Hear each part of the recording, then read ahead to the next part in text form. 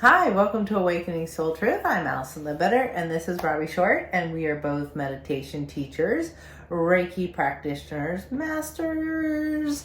She's a yogi, and I am a medium. And welcome. Last week we talked about deconstructing, and we were talking about, paying attention to the shadow side. And ever since we filmed, I have been having Kali show up all week. Yeah. Her energy keeps showing up. She keeps popping up on my social media feed. She keeps coming to mind. Different songs that I'm drawn to are speaking about Kali.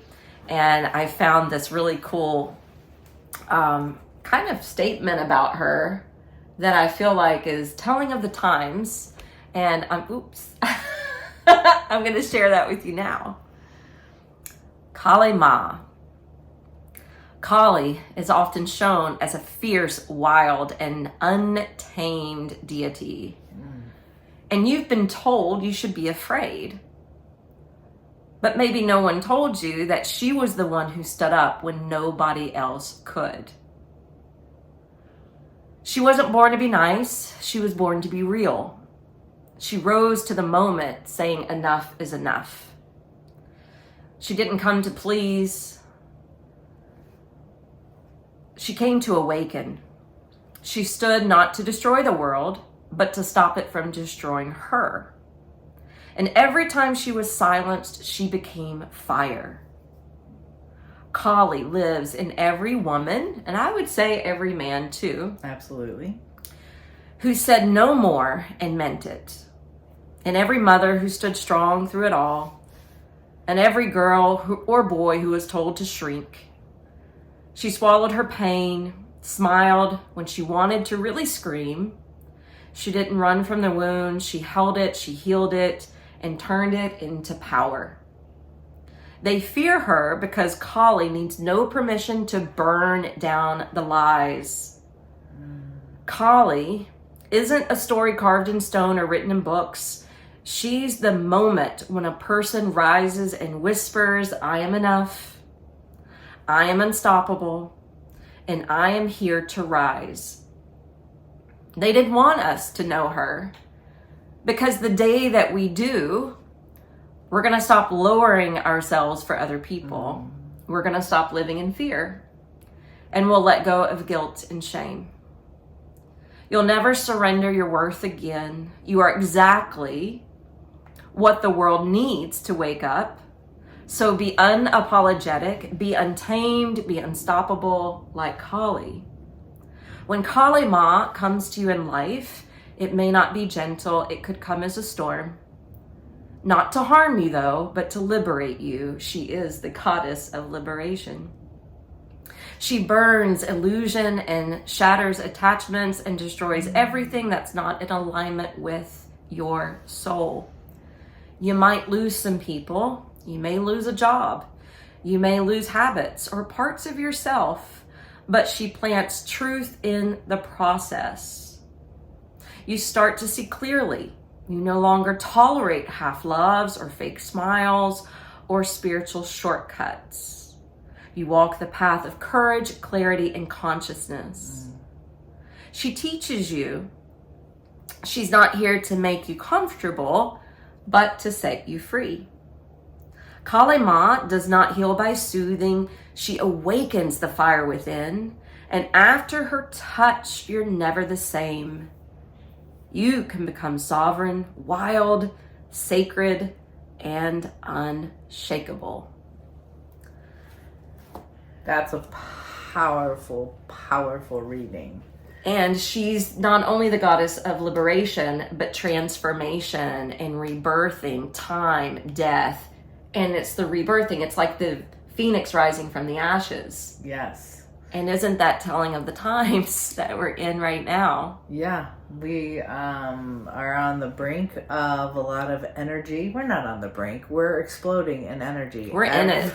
Everybody's having a lot of their shadow side appear. They're having a lot of discomfort, a lot of awakening, awareness. So it's really important for you to recognize that it's no longer time to be silent, and it's time to actually heal the unseen, the unknown inside of you. Collectively, we want to be very careful, and we're not picking sides about what's happening politically, what's happening in this huge surge of movement. We want to break it down for you.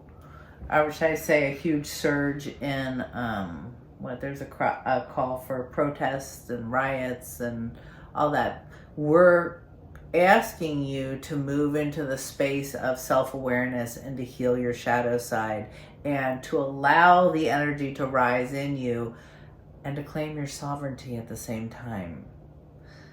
And you don't have to fight to get that. You actually have to come into peace with it. And that's how we really make change. And that means you've got to walk into your shadow side. Yeah, if we really want change to occur, it requires peaceful means. Mm-hmm. Because it's like we said in a episode a while back, you know, when two people are at each other and start screaming, they are so miles apart in their state of consciousness, in their vibration. It's when people come together through peaceful means that you can finally find that clarity and state of consciousness that Kali's calling up to us. Yeah. It's the compassion. She is considered the mother of supreme compassion. She is a protector. So I love that. Kali's a great person to be kind of connected with, I feel like, through this process. A lot of people think she's bloodthirsty. That's why they want you to fear her, because of some of the stories that go with her. But there's also equal stories of her being gentle and sweet. She only gets fierce when there's no other option. Yeah. And her tongue sticking out in her rage, that is very much symbolic of her wanting to consume negative energy, things that are damning and toxic, and throwing out the tongue is her thirst for truth. And that's what I feel like we're seeing right now. Yeah, we're entering into this like eruption of a lot of energy coming up and out. Like, what is the truth of who we are? What is the truth of who we've been? What is the truth of where we're wanting to go? Yeah. I think compassion is a really hard place to get to when you're feeling really fiery. Yeah. And I do actually say that fire can come up, that anger can come up. But if you can, even if it's challenging, do not project it onto others. Sit down with it and enter into your shadow side. Then you're going to find that behind that fire, behind that anger is actually another emotion, and it's usually sadness and repression. And we only have anger when a part of us is being repressed. And as a whole collective across the entire planet, we are bringing consciousness to how we treat each other. And that's what's been lurking in the shadows. Yes.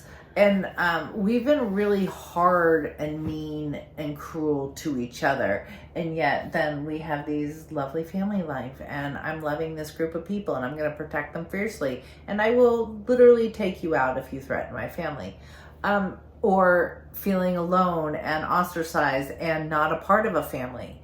And yet we are collectively, divinely, all one. And to walk into that shadow side is to embrace that underlying feeling, own it, and bring peace to it. So I had it happen. I had some very big discomfort happen with my father's passing. And I literally had to own this feeling of being disregarded. And I had to walk into that pain. And it was really challenging. And just like Kali showed up, and you've been really focused on Kali this week, I had a Black Panther show up for me. And the Black Panther is really a divine feminine energy. It walks in the darkness with grace. It can lead you into that space that appears to be dark. And remember, you are light, and you're bringing light into that space. And we just had this huge full moon, and the full moon is about illuminating what needs to be seen. And so this is a really opportune time to look inward to see what it is that needs to kind of come up and out. Yeah. You know, it's the things that we deny. It's the things that we may be disappointed with about ourselves or about our culture. Yeah. Or ancestral ties that we tend to push down and push off to the side. Well, all that's wanting to be looked at. In order to be awakened and enlightened, we have to shine light on the shadow. And a shadow wouldn't exist if there wasn't light. Yeah. So the two coexist. Yeah. And that's why if you can bring it to neutrality, look at it. You don't have to necessarily resolve it. I think a lot of times we think we have to fix it. You don't have to fix it. No, that's part of the human experience, right? I mean, that's like the humanity side, and the consciousness could be like the divinity side. You just have to allow your divine presence, your love, to sit with it and be with it. And when you bring our consciousness into it, it automatically brings a new awareness. It brings aha moments. Yeah. Yeah. Awareness is key. That's what we're putting our attention towards. Yeah. That is where awareness can build. Yeah. And then the more the awareness builds, the more we build self-awareness. And when we're more self-aware, we're more in tune with our stuff. Yeah. And we can then consciously make choices, or we can make choices consciously about how we want to show up in the world. Yeah. I had another thing that can really help us look at this fire energy that's coming up. I had a wonderful insight this week about our relationship with God. I know that word can be hard for some people, but I'm going to use it here because I believe God is not personified. And to take that personification out of God, I want you to think about the concept that God is not transactional. That God is not, I give you this, you give me this. Exactly. God's love is a constant. And that constant is exactly what we're trying to awaken within us. That place of solid, sovereign love. It's a part of you. It's not separate from you. A lot of people have liked to play God. They've liked to be controlling, and that is, again, a human characteristic. God is not controlling. God is just love, liberating and bringing truth. So if we can move into this space of my life isn't transactional, but my life is the flow of love. I just think it's interesting that people, because you said it so perfectly with the transactional, isn't it interesting that with your most intimate relationships, you don't find that you're transactional with that? Yeah. You're transactional with people that you may meet on the street, or you're buying a service from, or you're buying a product from. Yeah. But yet, so often people do treat God like it's some transactional earned energy. Mm-hmm. Or like... Yeah, so I'm going to call my family out right now. Yeah. So my dad is, not in the greatest health. He's gone downhill in the last 5 years with the extreme stroke that he had, and he's had all kinds of ailments, so many hospital visits, and I swear he's got like 9 lives. He just keeps recovering. I mean, just a couple months ago, he had double COVID infection and pneumonia, and at his age and his state of health, he honestly shouldn't have survived. And even the nurse told my mom, how he's here, we still don't know, but something happened with a doctor's appointment last week. They needed to check his kidneys because that's a whole other thing that's been going on with him. And so they went to have him checked, and everything checked out clear. And because everything was clear and he was on the upswing, my mom had to end it with, God is good.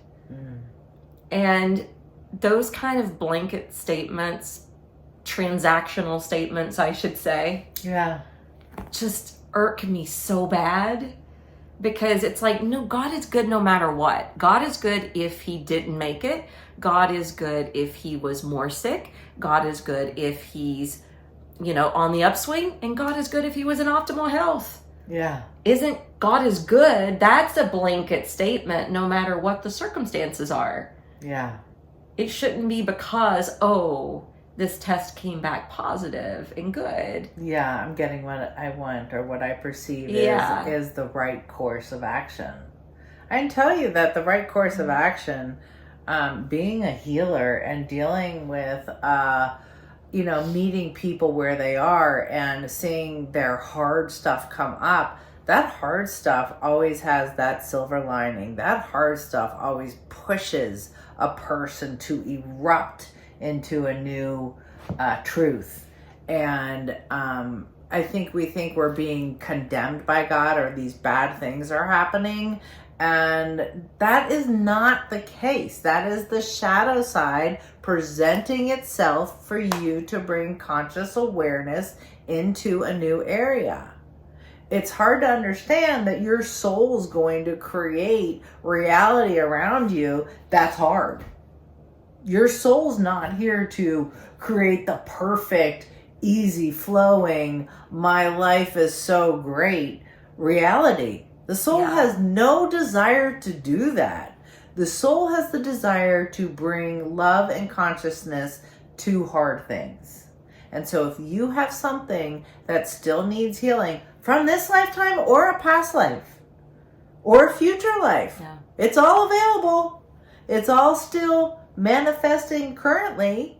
So your soul, it's designed, that spark of God is designed to bring out your shadow side.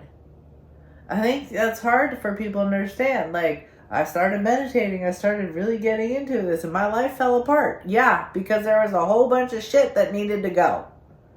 And that is what's happening in the collective. Yeah, there's so much shadow coming up in the collective. Yeah. So much unresolved, unhealed stuff. Yeah, unaware, and there's been great harm produced by a few individuals that have greatly affected the masses, and we got to get rid of it. And this isn't easy, and it's fallen apart. I mean, we can just talk about doctors. There's been a lot of good with doctors. I'm having a lot of exposure to doctors, and this is a blanket statement, but what I'm saying is most doctors are trained to look at one piece of the whole picture. And that's not the story. We're whole beings. You have to look at the whole part, the body, every part of it, how it's communicating, what is its biology, what is its chemistry, what is the spiritual side, what is the emotional side, layers and layers into a wholeness, into levels of wholeness.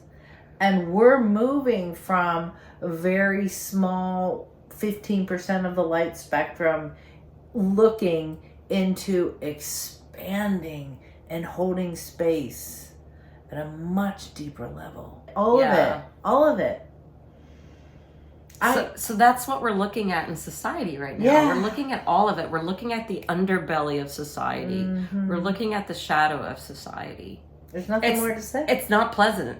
No, it's not pleasant. Let it fall away.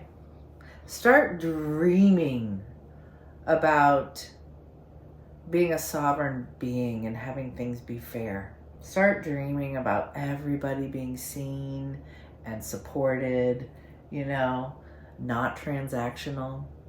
It's not a dream. It's our oneness that brings that. And you just have to tap into that oneness and that love and expand. Okay, can we do 3 Kali breaths first? Yes. Okay, I have to share this with you. So Kali's often depicted, her eyes are kind of wide open and her tongue sticking out. Can you think of anything that reminds you of that look? Yeah. Without the eyes. Okay, two things. Without the eyes, do you know the Rolling Stones logo? Oh, yeah. That big old mouth. The mouth and the tongue. That's inspired by Kali. Yeah. So Kali is the goddess of rock and roll. But think about the haka. Oh. Do you know what the haka is? No. The haka is the indigenous tribe of New Zealand, Maori. Oh, yeah. And like if they, like if there's a graduation, if there's a wedding, if there's a game, some kind of like soccer match or something, yeah, they'll stand and do this ritual, and they're doing, yeah, they're doing their tongues, they're doing the face, and it just dawned on me yesterday. Oh my gosh, that's related back to Kali. Okay, and it's all over the world. And they used to do it before they went to fight because they're a warrior tribe, but they do this before a match. But they also do it to celebrate because it's not all about being bloodthirsty. No, it's expression. It's expression. It's so much more than that. It's bringing up the fire. It's bringing up the fire inside. Wow. So we're going to do 3 Kali breaths. And we're just going to inhale through the nose. And when we exhale, we expel the tongue. It's Mayan widen also. the eyes. Sorry, it's Mayan too. Also, do you remember, like at the center of the Mayan calendar, isn't there a guy going? Yes, there is. Yeah, and I think the global. Australians, yes, I mean, it's global and throughout time. It's our insatiable thirst for truth. Yes. Okay. Sorry to cut you off, but it also can calm you down. Right? That it's also, right? I am woman, hear me roar. Yeah. Right, with the feminist movement coming up. Yep. But it could also be like the movement that's happening now. Yeah. All right. Okay. Deep breath in.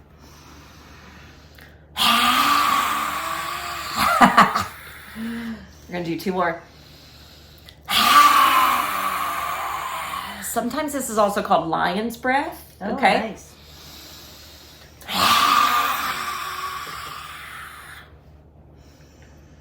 Okay. Now we'll sit. I just think shaking it off. Ooh, we could do Just that too. shake it off. Just shake that. Shake off that. Sorry. So much is coming at us. There's so much on our plate. Shake it off and find that neutral space. Sorry, my fire's up. All good.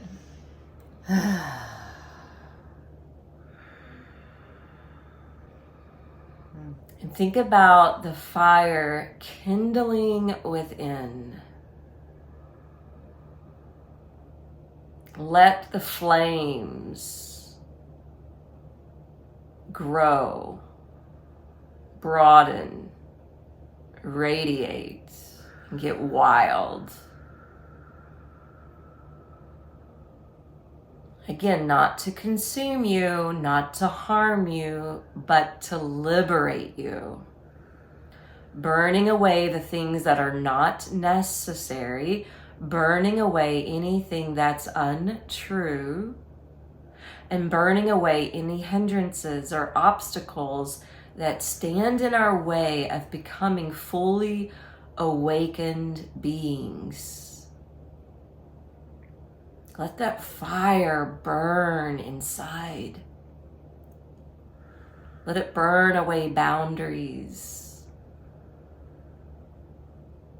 Burn away things that you've pushed down, that you may have forgotten or denied or rejected about yourself.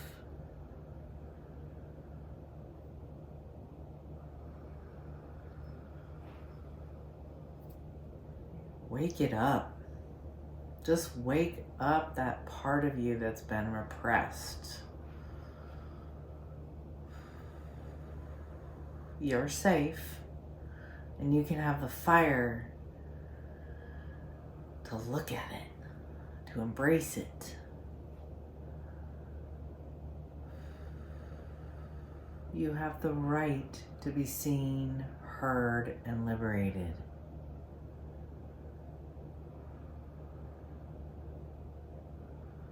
You have the right to be a sovereign being of self-expression and uniqueness.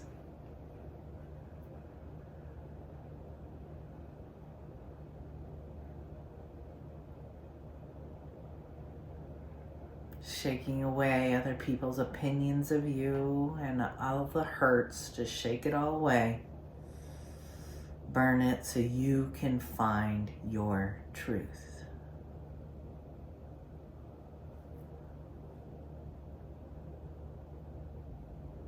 And then affirm internally.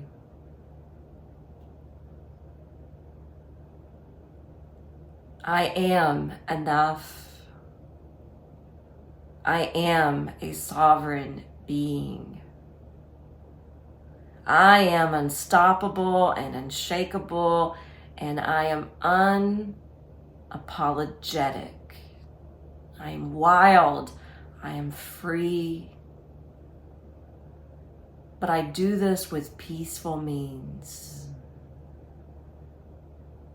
I am Kali, the gentle and the fierce, the death and the rebirth. I am here. I am seen. I am heard. I am recognized. I am respected. Because I am one with it all. Oneness is part of our divinity. Be aligned with oneness and affirm, I choose to be aligned with the divine. I am aligning to my truth. I am aligning to the sovereignty within. I am. I am.